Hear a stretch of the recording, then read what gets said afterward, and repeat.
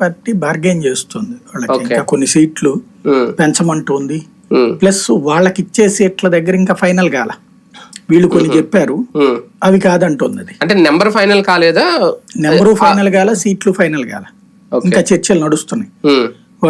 అప్పుడు ఈయన చెప్పి రావడం అయితే 10 ఎంపీను 20 ఎమ్మెల్యే అన్నారట.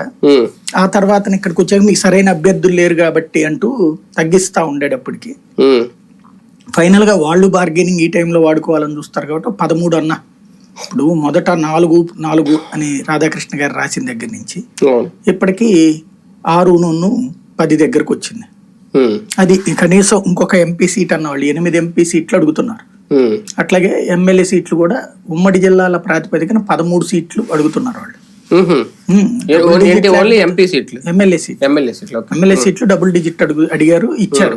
అయితే డబుల్ డిజిట్ అంటే వాళ్ళు అన్నది ఏంటంటే 13 ఉమ్మడి జిల్లాలు కదా, 13 సీట్లు కావాలంటున్నారు వాళ్ళు. అంటే గతంలో ఇచ్చిన లెక్క ప్రకారం అడుగుతున్నారు. తగ్గకూడదు కదా, ఆ సీట్లు అన్న ఉండాలా. ఎంపీ సీట్లు ఇచ్చారు కాబట్టి దాన్ని సర్దుకుంటాం, దాన్ని కలిపి లెక్క ఇద్దంటున్నారు. ఇంకోటి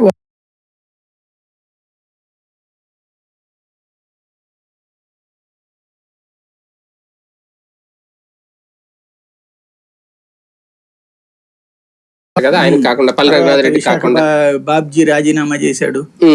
ఇట్లా రకరకాలు ఉంటాయి ఇష్యూస్. ఇటు గంట ఏదో రహస్య సమావేశం పెట్టుకోవడం, ఇట్లాంటివి. ఇవన్నీ డిస్ప్యూట్స్ క్లియర్ అయిపోయాక అప్పుడు ప్లాన్ చేసుకుంటారు.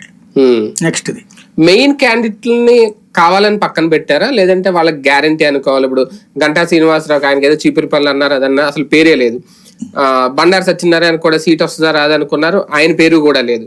అంటే వేరే చోట కూడా అలాట్ చేయట్లేదు అంటే కొంతమంది సీనియర్లు ఏమైనా పక్కన పెట్టబోతున్నారు అంటే తప్పదు కదా. ఇప్పుడు పెందుర్తి బండారు సత్యనారాయణ ఆయన వేరే చోట ఇంకెక్కడ చేయగలుగుతాడు? ఇప్పుడు ఆయన ముందే కనుక నాకు ఎక్కడ ఇచ్చినా పర్లేదని ఉంటే ఆయన ఏమన్నా ఆలోచించేవాడేమో. పెందుర్తి కావాలన్నాడు, పెందుర్తి తీసుకెళ్లి వీళ్ళకి ఇచ్చారు. ఇప్పుడు సుందర విజయ్ కుమార్ చేస్తున్నాడు. అంటే అది పొత్తులో వెళ్ళిపోయింది కాబట్టి అవకాశం లేదు. గంట అది సేమ్ అటు విషయం